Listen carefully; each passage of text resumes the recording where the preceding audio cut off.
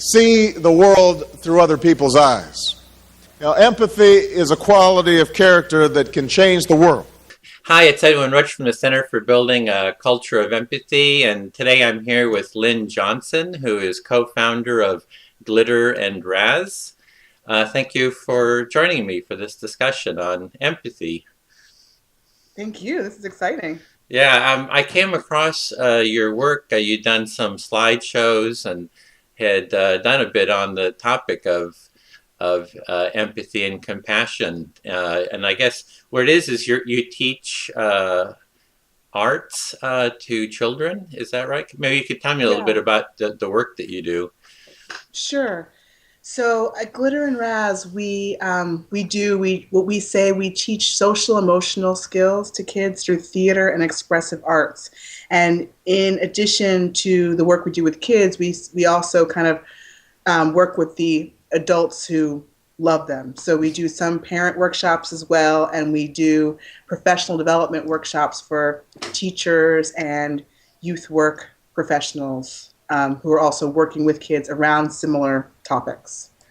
Well, I really love the arts. So, I saw that you're working with the arts. You're doing, like playback theater. Just all kinds of different arts.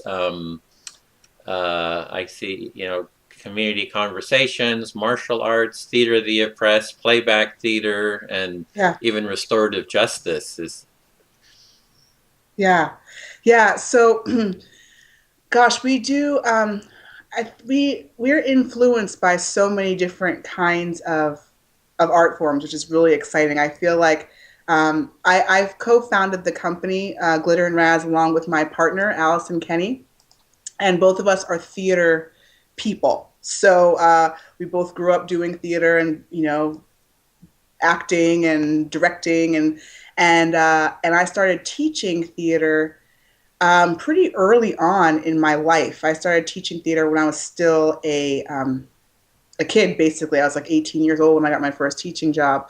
And it always, for some reason, I was always particularly most interested in, I didn't know this at the time, or couldn't call it this at the time, but I was really interested in participatory theater or community-based theater processes, where the people who are where audience and actors kind of meld together, and I was always interested in that. Part of it, I think, came from I was never particularly literary when I was younger, so I wasn't, I wasn't that interested in like finding a play that was already written. I was more interested in like, how do we make something together as an ensemble, and what will that do, and how will that create, kind of a social space that we can create together, collaborate, and what will come out of it for us.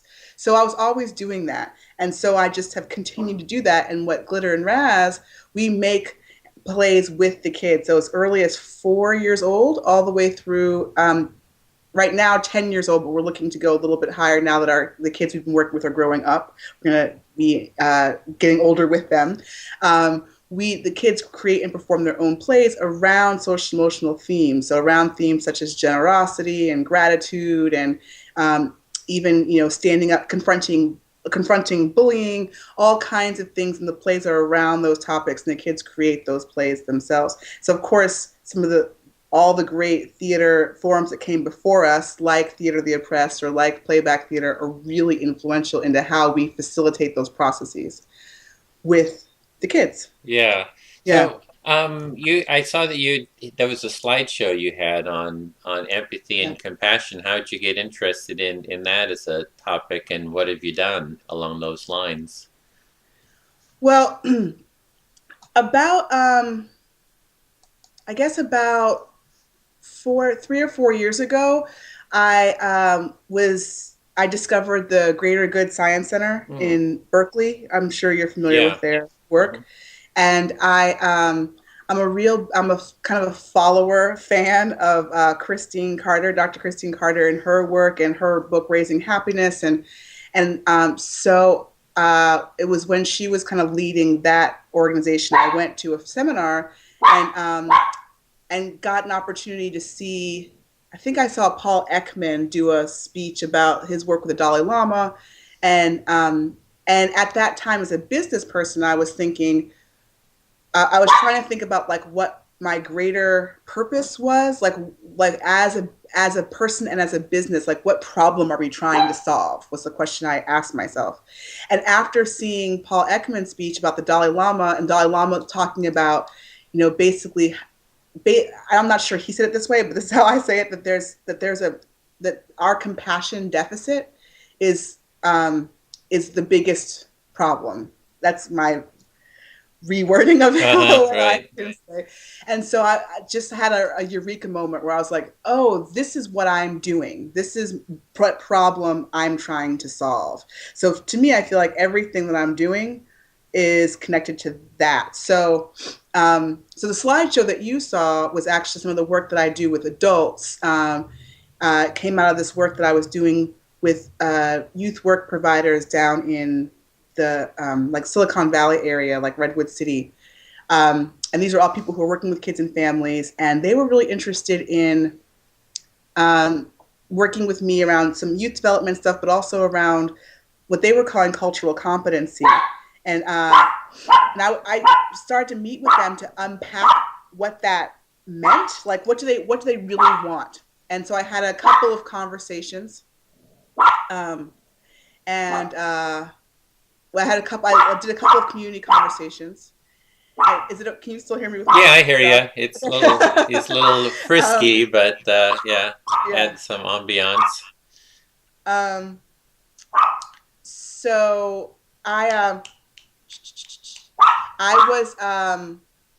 so anyway, in those community conversations that I was facilitating, what came out was that people really, more than even just like a workshop where they wanted, someone to tell them how to be with people who are different from them, they wanted just space and time to have conversations around stuff that people are often afraid to talk about. And then the education level was that they wanted that space and time, but they also wanted to get some tools around how they can facilitate those kind of conversations in their communities, either with their youth or with their families. So that's how I created this program or this project called Compassionate Conversations, because to me, in someone who's focused on, solving our compassion deficit problem, it was so striking to me that we just kind of tiptoe around each other and we don't get a chance to really sit and listen and use, and like in a very intentional way, practice being together across difference. So that's the slideshow. Well, that's kind of the interest that I have, or in my organization, is how do we go about building a culture of empathy? You're kind of looking at it from the deficit side. Barack Obama talked about that a bunch. So we have an empathy deficit.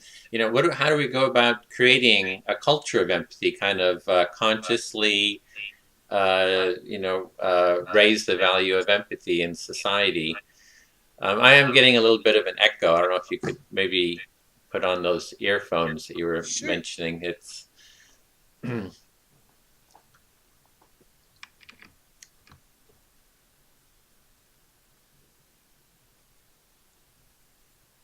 oh, yay. Okay.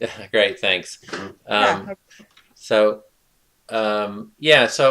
and I think the arts is a great way of doing it, to like the theater you're talking about, and how do you have conversations, and how do you create art and use it as a gateway into dialogue and a way to share deeper feelings. Yeah. That's kind of my only way in when you ask that question, how do we create a culture of empathy? To me, just because of where I come from and my interests are, art is the most obvious tool from my perspective. So in some of the work that I have been doing in these compassionate conversations, that I really have been accessing with people who do, who not only don't identify themselves as artists, but get a little bit afraid when I say, okay, because I feel like art and play are key essential elements of a compassionate community. And so when we're talking about empathy specifically, I bring in playback theater forms, and I'm not a playback theater artist. My partner actually is a playback theater artist, and I just have very simple forms, and I say, okay, so I believe that if we really are able to, I think this is just a form that allows us to listen to each other's story and really take it on. So I'm listening to your story, and then I take this simple form to like play it back to you. And I've seen people who don't identify as actors or artists or anything like that really, really moved. And I've heard people say, "Wow, this is."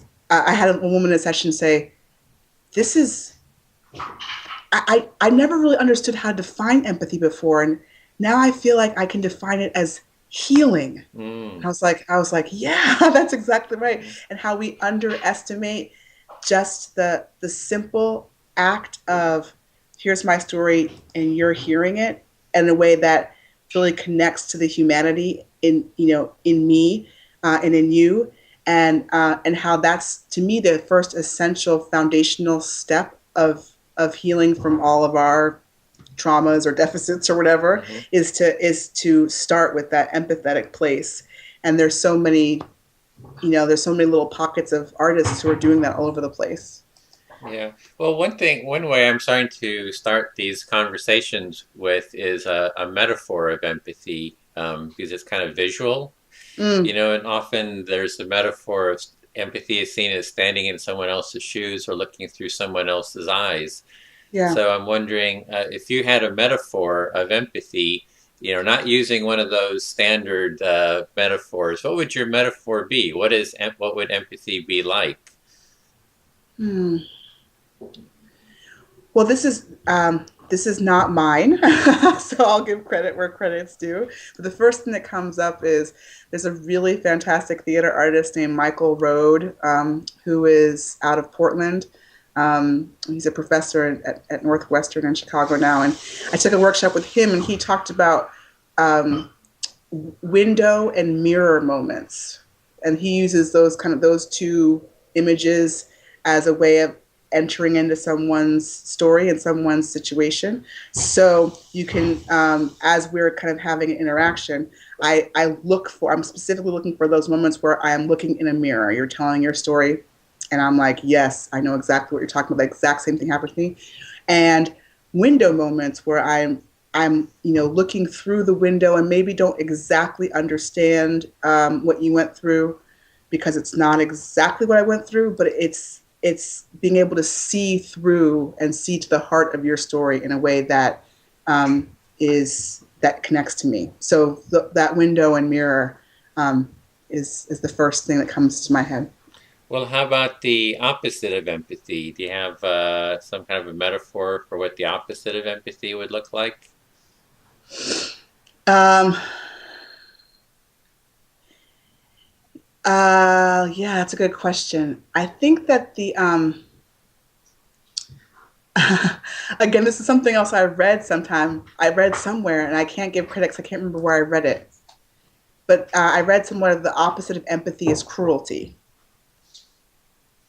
which is in and of itself an image, right? What's an image of cruelty then? Yeah, so that's a good question. It would be like, um, hmm. It's I'm picturing that I'm picturing a couple things. I'm picturing the image of, like seeing a small child or a baby like on just like screaming, crying, freaking out, and you just walking right by. Like it's just by itself, and there's no other adult around, and the idea that you can just pass by someone screaming in that much distress and not do anything about it. That's the image that comes up to me. Oh, okay. So it's a baby screaming and just being ignored, kind Yes. of. Uh-huh. Yeah. and the image of empathy on the other side is looking at someone through a window and kind of seeing it being mirrored, seeing a Yeah, mirror yeah. there. So you're actually Uh, seeing the person more deeply. Or right. You're actually stopping. I think that, now that I'm seeing this image of this, the opposite of empathy, you know, sometimes we think of cruelty as, um, as this, a very intentionally mean action, like I'm going to be cruel to you. hmm But that most of the time it really does, it's maybe not that intentional. It's not like, um, I see this baby and I'm going to walk by because I hate it or whatever. But it's just like sometimes we're going too fast. Sometimes we just don't know what to do. Sometimes we don't think that we're able to deal with it, and we just kind of whiz by, and so. Um, or we just or we assume someone else is going to do something about it. So the windows or the mirrors moment really requires a stopping and a noticing and a breathing, and recognizing, like, oh yes, I'm here to witness this person, so I'm going to do that. yeah, so it's really like seeing the person, like the one is just walking by, just kind of maybe even not intentionally, kind of not seeing Yeah, someone, or it could be intentional. So intentional, non-intentional, and then the other is just really seeing people, kind of going deeper. And yeah, yeah, well, I think that's where the arts is really, really helpful in that term, in that way of seeing people deeper. It's for me at least, it's through the arts. We can kind of express ourselves, and people can see that, and in stories and so many different other forms. Dance. I just interviewed someone about dance, how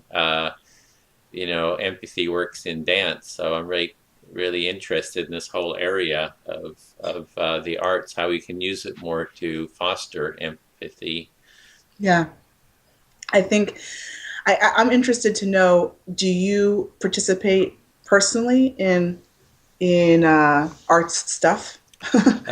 Well, I do kind of a freestyle dance, and also Uh have huh. done contact improv. I don't know if you're Yeah, familiar with I am. so, and for me, that's kind of I just like the physical. Because I'm here at the computer a lot, so I really like to get out there and kind of do that. We've done some projects at the Richmond Arts Center, kind of thematically looking at at a value. Like we did a project on inspiration, like what's Mm. the nature of inspiration, and had people do drawings of it, um, do kind of pictorial mind mapping of the Yeah, theme. Then we had people share their stories, and then act it out, like create an act yeah. of what does it look like, and um, so Hmm. kind of in that. So I'd really like to do that with empathy as well. Do some kind of. We haven't done that so much with empathy. That was a previous project on the nature of inspiration. Um, Yeah, so yeah, if you have ideas around that, we'd love to to create a real curriculum to really go into depth, an arts curriculum to go into depth around empathy. And that's what kind of attracted me to what you were doing. It seems like yeah, you'd kind of started creating that. yeah. I think that there's a couple different. I mean, there's lots of different things that can be pulled from. I think that, like I said, I've done this with both adults and children, um, and specifically around empathy. So, one of the at Glitter and Raz, our major program is called our Go Girls Theater Project, and it's for girls specifically. Um, and we are. It started off as a summer camp. It's still a summer camp, actually. Yeah, I saw that Where on your website. You have a summer camp Yeah, that you do. yeah. Um, and girl, it's about celebrating the magic and power of being a girl and all these things. And we just started this year, working in partnership with Glenview Elementary School in Oakland, California, public elementary school here in Oakland, and looking at integrating our Go Girls program into the school, and the principal there, who's just a fantastic leader and visionary, she really kind of brought it on as this project towards increasing empathy and compassion in her school. And because there was so many, she found so many instances of girls who were not connecting, disconnecting. And this is little girls, sometimes we talk about the mean girl phenomenon in middle school or high school, but these are, kindergarten, first, second, third, fourth graders, right? And a lot of it was happening along racial lines. And so she was able to see, that kind of connection between theater and expressive art, and bringing that to the girls in the school. And not only will it, holding the vision of not only it being good for the girls, but being good for the whole community, and how it has natural, talents onto the boys and every place else. And we're seeing that happen. So you're talking about like kind of empathy curriculum. We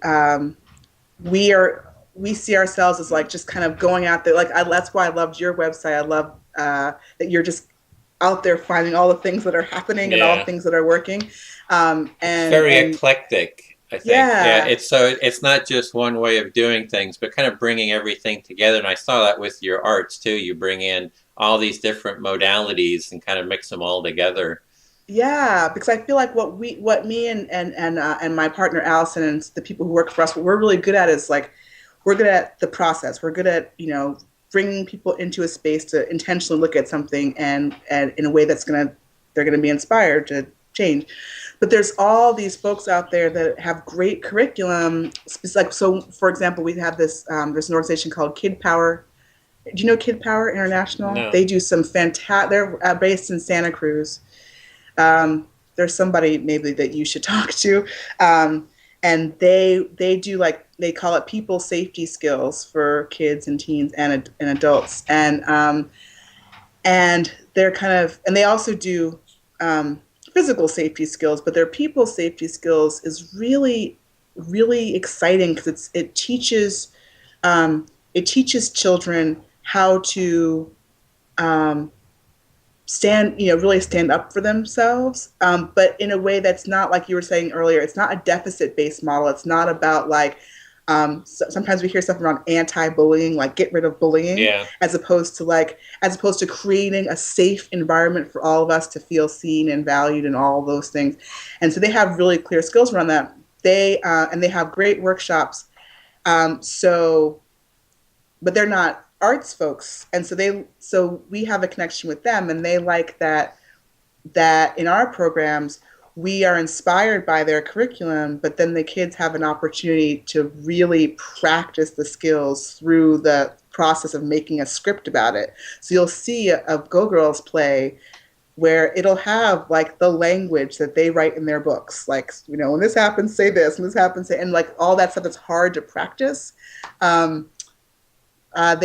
The theater process gives them a space to do that. Yeah. So, and then there's, all this other stuff that, stuff that comes from the Greater Good Center, all that kind of researchy stuff. We just kind of figure out a way to art is the vehicle to practice it, in my opinion. Yeah, there's the Greater Good, a lot of it is the science of it. It's the understanding and the concepts of it and the analysis. And the arts is kind of like really getting in there and doing it, and where you're actually feeling it, and when you're doing role playing, you're really stepping in someone else's shoes and as an actor and saying, well, what would it be like? For example, I have a video. Your dog there.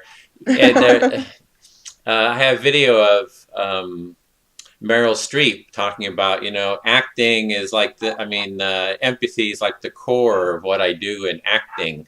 Yes. So it's, if you really want to kind of embody it and live it, it's like all those different arts are just, a great way of doing it, experiencing it. Because you can't, I started off as an actor and you can't be true to your work if you have disconnection or judgment from the character you're playing. And so I think actors learn. I remember like some from my acting teachers, it's, you know, a lot of acting teachers would say things like, you know, if you have the role, if you are cast in a play and you have to play the role of Hitler, for example, Yeah. like you have to figure out how you connect. You have to figure out, you have to empathize with him and how difficult that is, because you can't play a role. The audience won't believe you're him if you don't find that connection and that heart place. So that's of course an extreme example, but there's all kinds of there are all kinds of situations like that. And I think that, you know, when there's a lot of stuff now about bullying and empathy in schools and all that kind of stuff, and that's why I love that you brought in the deficit piece, because we can't go into, when we're working with kids, we can't go into it with a deficit model that is like, we're here to eradicate or to fight bullying or to all that kind of things, because then you're putting these children who are, you know, who are definitely not making the best choices with their power, but you're putting them in this position of like, this is an evil person that needs to be, you know, that this person or their behavior needs to be eradicated or something like that. Yeah. Like these are just children. So it's all about building up, like, what is it? And this happens in our programs. Like we have these girls who choose to play the role of like the bully or the mean girl, which is fantastic, because then they're trying to figure out like what's happening. You know, like why would she make that choice? Why would she, you know, say that she's not your friend anymore? Why would she say that? You know, what's happening? And then they're able to understand that, like how fear plays into it, or how maybe she's not being listened to, or you know. What are the options, and then we're able, like, I love how your phrase, like, to really build a culture of empathy around the discussion, as opposed to saying that there are these bad kids and we have to in a solve sense, their problems. if the bully is bullying, let's say, and that the society then starts bullying the bully, right? Exactly. So it's just like repeats the exact, you know, the judgment, the power over, the whole demeaning. So what we need to do is really create kind of like a positive, it's like we create a culture of empathy by empathizing, right? Yeah. The means are the end.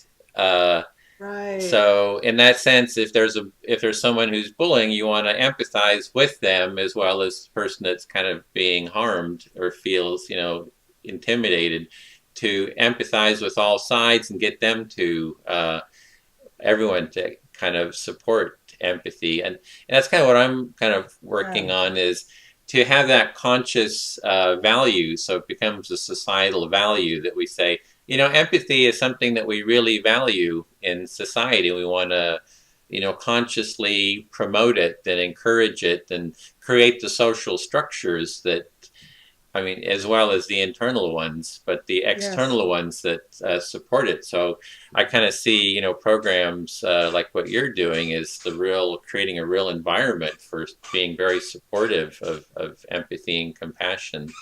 Yeah. Yeah, and that's so great. I love that. We create a culture of empathy by empathizing. I think that's, I'm trying to think too, like in terms of your guiding question, like how do we create this culture? And I think that there's a combination of things, and hearing that empathizing takes a couple different things. It takes time, like time and space, and like a quality of time and space that's kind of rare. And so how do you find those pockets? How do you create those pockets? You know, like schools are pretty intense, you know, like they go, they class after class. Even in elementary school, there's not a lot of space and time to just stop and listen. And so to me, that's the number one thing. And I always talk about that, especially when I'm working with professionals or with parents, like with the adults who I say, that's like my number one thing. Like, where are you going to find and carve out, insist on not having to go with business as usual, not having to go like, oh, we have to get to this outcome because it takes stopping. Yeah, and Which is super empathy important. takes time. Yeah, it's that quality of time. It's a felt thing. If we're like focused and stressed and go, it creates a narrowing of focus instead of the broad opening, and the ability Yeah. to take in and all the things that involves. Addressing fears and loneliness and all the suffering and Yeah. Yes. yeah. So. Yeah.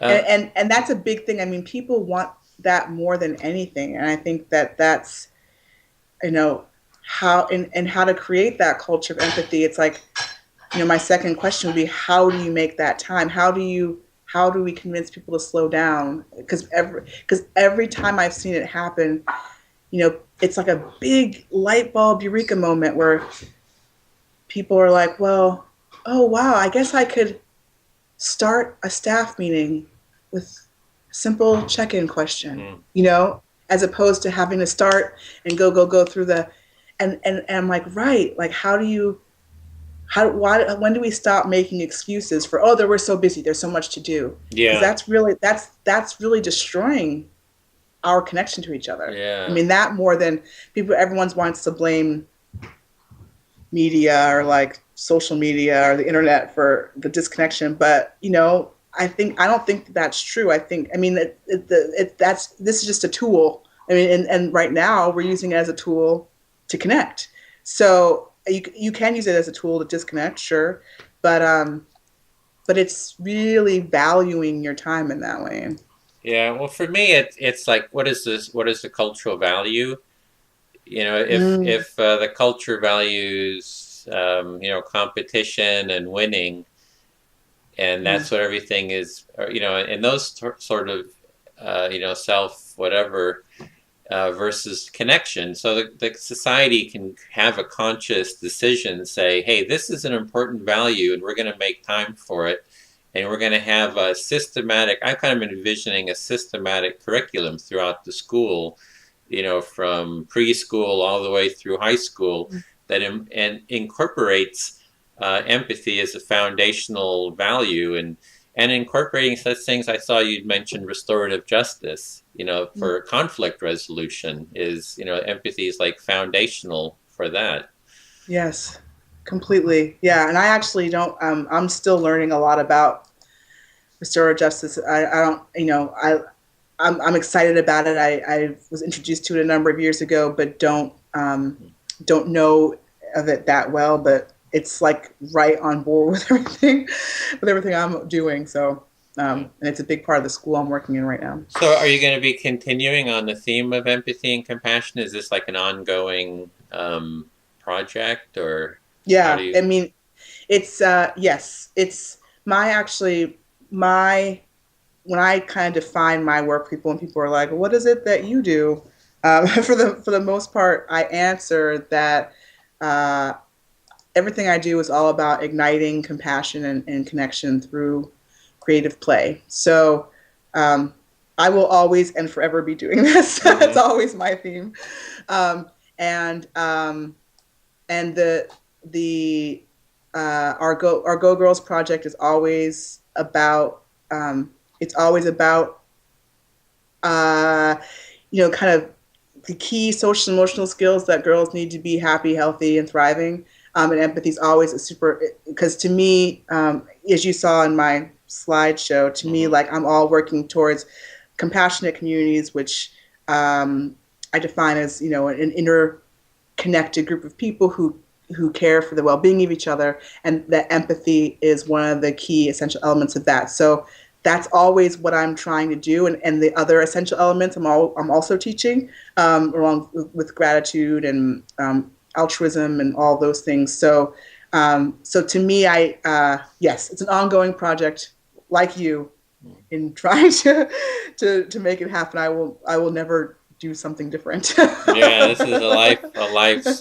work for me now. So what I'm really interested in is starting to get sort of a curriculum for empathy. So maybe we could talk about that at some point. I've done a little bit of Theater of the Oppressed. I mean, just in one workshop, and it seems so many of the activities are really empathy building. You know, kind of the mirroring, and just all these different activities. So I'd kind of like to get a group together to kind of think in terms of a curriculum, around this, and even do video, if you do some kind of activities and videotape and put it on the internet and make it, available to show how to do it. And so, yeah, I think that's super important. I mean, like I say, whenever I introduce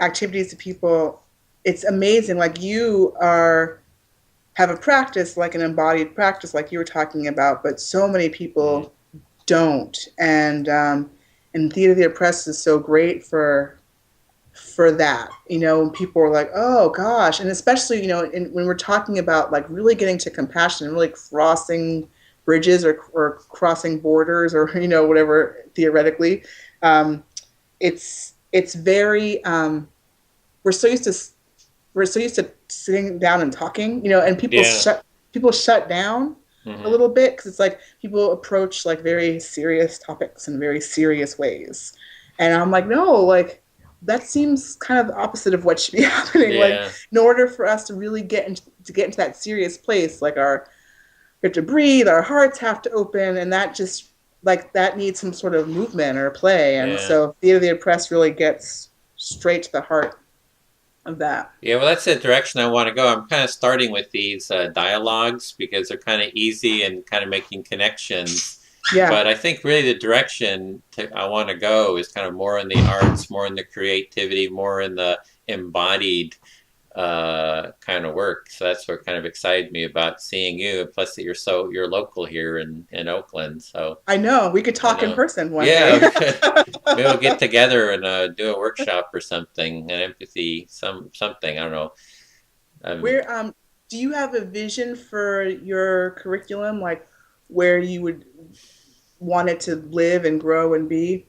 Yeah, we have what we call the free empathy free curriculum, kind of online. So it was, I kind of put that on hold a little bit just because of the time, and kind of focusing on this conference and these interviews right now.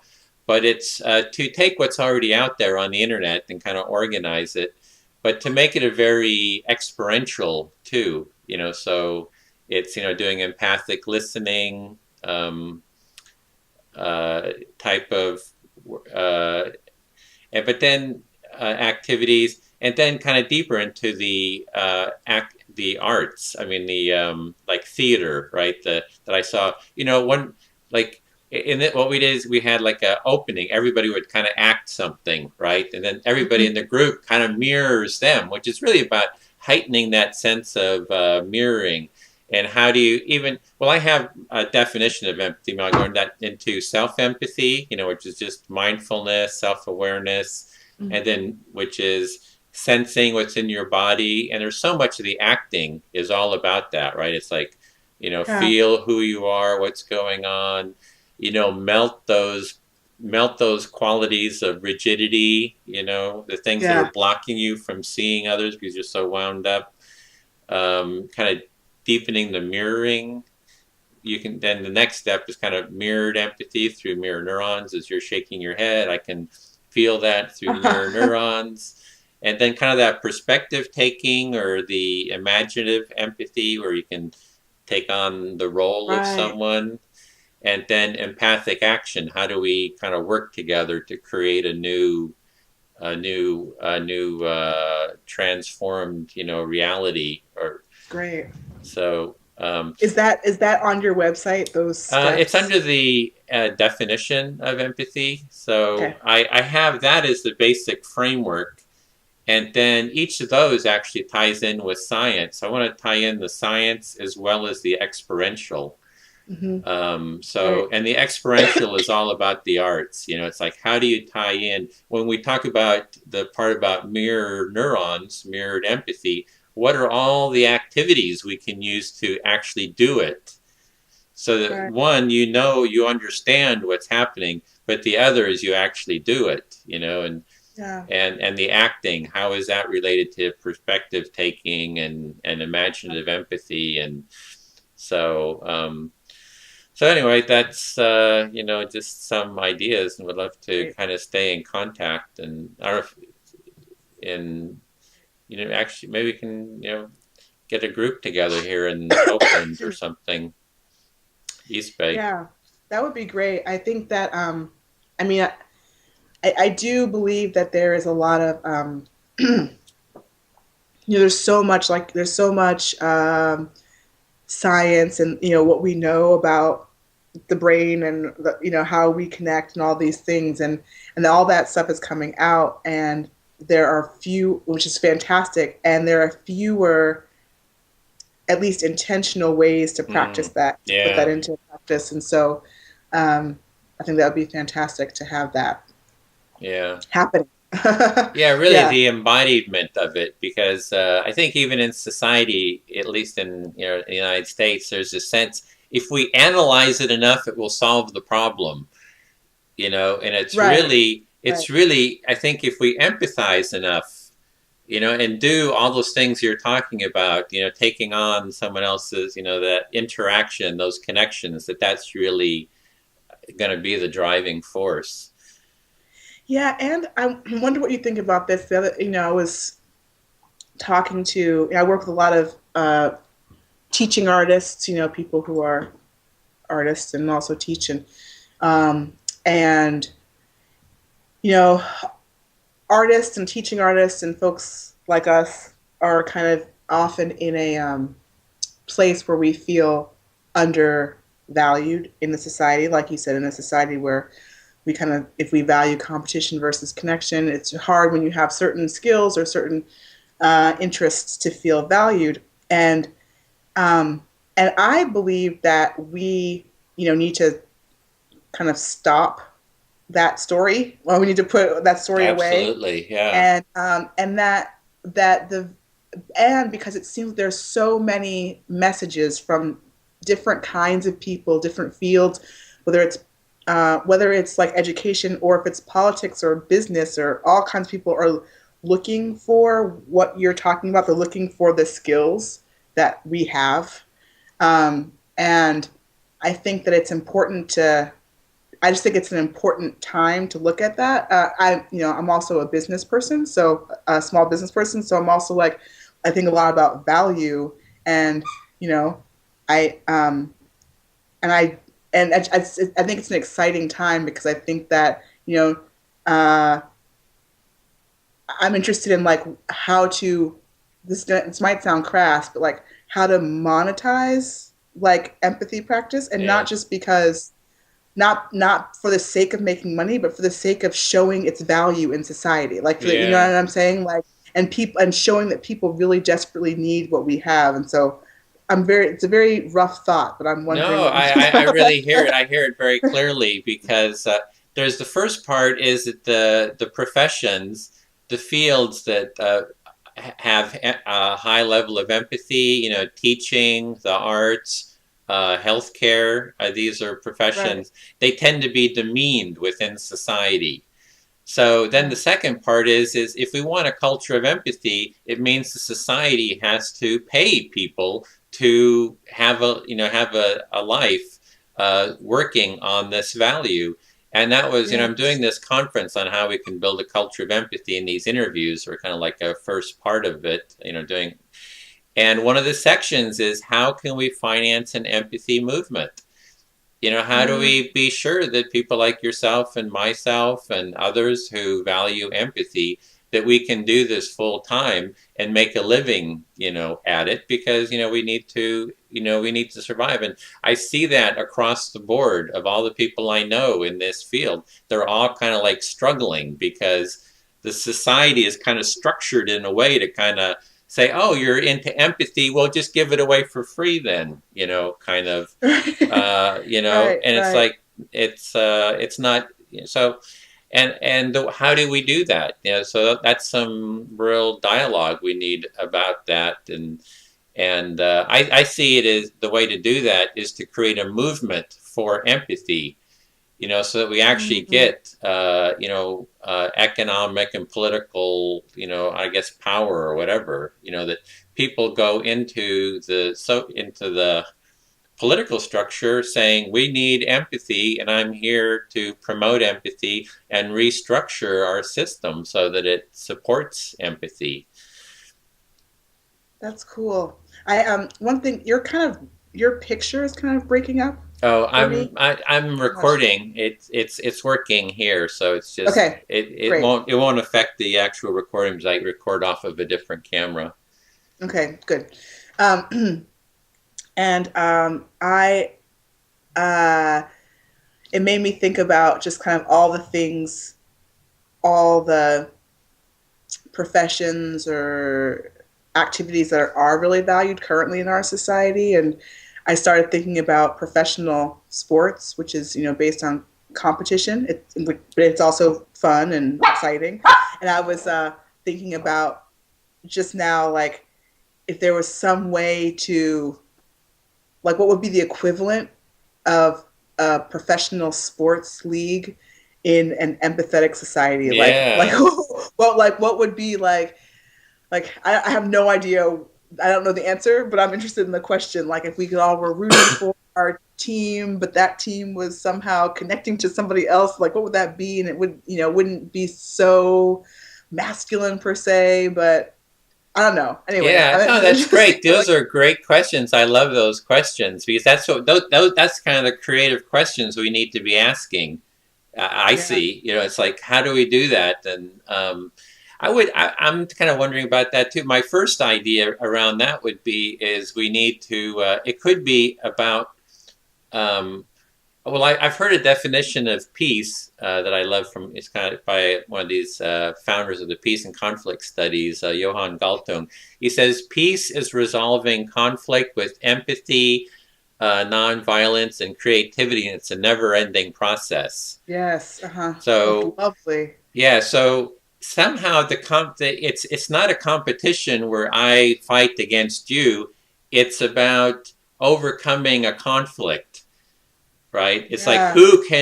who can solve a conflict and bring people together the best, something like that. That's what I'm thinking. You know what I'm saying? Yeah. So Like a reality show that was like not about, kicking someone off the island. It's yeah, like about like this kind of ongoing solving of problems in this way that it's like, okay, how do we keep people on the island? How do yeah. we start off the island and somehow we continue to bring people onto it or Yeah, something how do like we that. bring more people onto the island? Yeah. How do we bring everybody onto the island? And it's like Yeah. this people really thinking and applying their creativity to that connection, to including Yeah. everyone. Yeah, That's cool. Yeah, I like that. Identifying how do we kind of turn our values around in this new yeah. era. Well, Yeah. with the Oscar Grant shooting, there's all the stuff that was going on in Oakland, and I went to Oakland at some of those demonstrations, and I went there and I said, "Tell me about empathy. What's the role of empathy here, and how do you maintain empathy?" So I was really getting, kind of the feel for what people thought, and there was plenty of conflict. And I don't know if you know Oscar Grant's uncle, Cephas. Mm. But anyway, I had he'd gone to some of these meetings there, and he was at some, and I kept talking about empathy, and he said, and one meeting he says, and there's Edwin talking about empathy, and that's just what we need is more empathy. so so it's something like that. How do we have some of these big problems and Yeah. find creative ways? Maybe bringing the arts in to show problem solving, Yeah. dynamic problem solving, or even the Occupy. With we had that encampment there down at Francogawa Plaza. Yeah. How can we use the arts to have brought the city and the campers and Occupy Yeah. community together? The important part of those things to me is that remembering that empathy is um, empathy is needed for the whole community and not just the folks who are the victims of or who we side with, you know? So like it's hard because if you apply empathy, you have to apply it you know, not just to Oscar Grant and his family, but you have to use empathy for what's his name, the shooter, Messerly, yeah, and not and in a way that's so you're really showing what empathy is, but you know, it's not about condoning something that's wrong, obviously, but it's like that's what restorative justice does, right? It's like you have to empathy can't just be applied to some people. I did a session a couple of days ago where it's, you know, that kind of came out that sometimes those of us who identify as, you know, progressives and things, we forget our own values when it comes to like the other people sometimes. And like, so I was in a session and I asked people, you know, I did this activity, which I'm sure you've done, like where you have to share your belief about something and you stand along a line. So I said, like, I believe change is possible. And so you stand on the right side of the room if your answer is yes. On the left side of the room, your answer is no. And then there's a line that you create so that you can stand anywhere on that line to, you know, for the subtle nuances of that question. So the first question, that was the first belief statement I stated. I believe change is possible. And most people were on the yes side. And then my second question was, I believe that deep down people want to change. And most of the line kind of came towards the middle. And I was like, okay. And then my last question was, I believe that people are actually willing or actually interested to have the hard conversations. And almost everyone moved down to the no side. And I was like, that's interesting. I said, so if we all believe over here that change is possible, but somehow we don't trust that people want to change and that people want to have the conversations, then how is change possible? And I kind of was like, I realized at first I was doing belief. I didn't know what was going to happen. I had no expectation. But then halfway through I was like, oh wait, I have a lecture here. Like I don't want to say you don't have a right to your belief, but I was like, it was so clear that because these are people who are like pretty much activists and youth workers, and they see sheriffs and school administrators and all of these people who they're frustrated with. And I said, but if we don't believe that they're like us, if we don't believe that somehow we all want something better, then how are we going to get there? And that requires empathy. And it requires empathy to people that you're even think of as frustrated or who don't get you, or, you know, because you just have to, and that's hard. It's a hard practice. And I think that we're disconnecting ourselves from them, the other side, if we're not applying empathy to our whole community. Yeah, we need, with the Occupy, we need the empathy for the occupiers, for the city officials, for the police, you know, for the surrounding community. So it's really about hearing everyone, and how do we create the environment where everyone can be heard, you know? Right. And there's the other aspect, which is everybody, you know, I've been to the Occupy camps, you know, interviewing. We had what we call an empathy tent set up there as well here in Berkeley. I've been to the Tea Party rallies, asking people about empathy. I've been to the Republican state convention asking Republicans, and then to the Democratic convention. So I really resonate with what you're saying, that we really have to engage everyone in this dialogue and bring them together and, you know, start. And I think that empathy itself is the kind of the gateway to that, you know. Yeah, it's like, definitely. It's kind of the means and the end. You know, we want a culture of empathy, an environment where everybody is connecting, and I see that as the only really way forward. I don't really see any other way, because if it's, you know, if it's putting any other side down, it's like they'll come back. Nobody stays down. They'll come back and they'll fight back. until everybody's. And when I went to the Tea Party rally, they're saying, "We're not being heard. We're not being heard."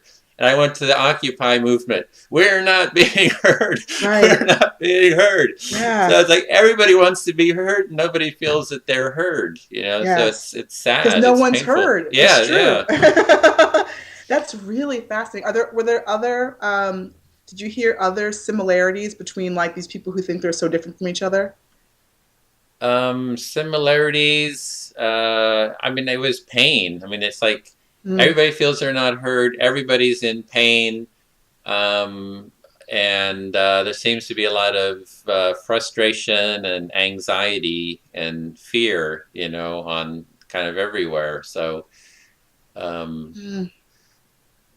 Yeah. so I see, I mean, that's why I love the work you're doing. I see that as one way forward is with all those activities and the arts and all that you're kind of nurturing. So, I'm really grateful for your work and hope we can kind of continue this conversation because this is one of the reasons I'm doing it is to kind of meet people like you. Yeah. So I'm really Well, thank you. I mean, thanks for reaching out, and this has been a great discussion. And I will definitely keep up with your website and with your stuff. And yeah, let's continue to find the ways to connect. Yeah, we'll get. I'm working with some people around the Occupy Oakland. How we can create dialogue there, and maybe that might be something. We have some overlap. And are you staying? You're working mainly with children, or you're kind of doing children and adults? It sounded like you were doing some adult work. Yeah, yeah, both for sure. Mm-hmm. Well, yeah. Okay, just in conclusion, is there anything that you feel we're kind of about an hour or so? Any final thoughts that you feel we should cover, or? No, I think we've gone did a through good it. Okay, well, okay then. Thanks so much, Lynn. Really enjoyed it, and we'll keep the conversation going. Thank you. Thanks, Edwin. I appreciate it. Okay. Have a good day. You too. Bye. Bye. See the world through other people's eyes. Empathy is a quality of character that can change the world.